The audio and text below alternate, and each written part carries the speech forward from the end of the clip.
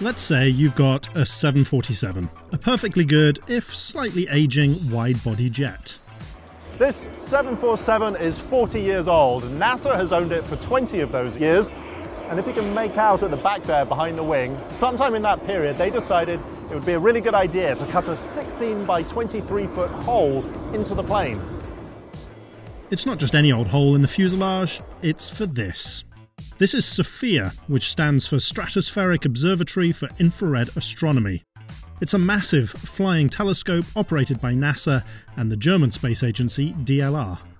You might think that this is insanity or crazy idea, and there was a time, especially as we were developing it, because we ran into so many problems.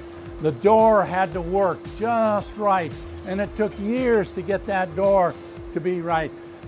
But once we got it working, we were getting results that can't be done any other way at this point.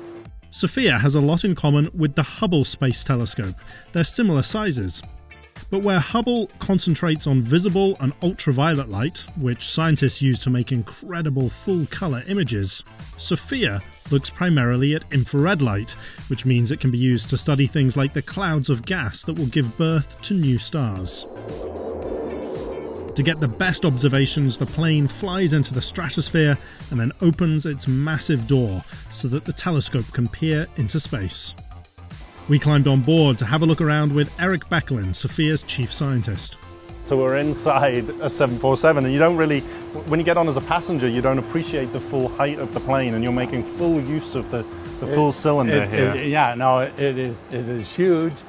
There are only 30 telescopes that are larger than SOFIA, but we're flying in an aircraft.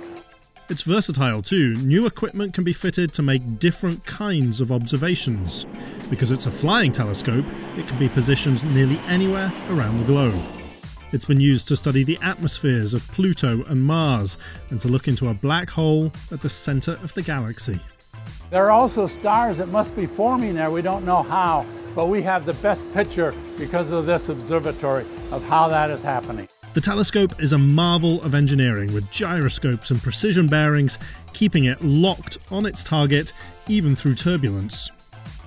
The thing I like about SOFIA is that it brings together astronomy, which I love and I do, and it brings together airplanes. Everybody is excited about airplanes, but doing them together is really very special.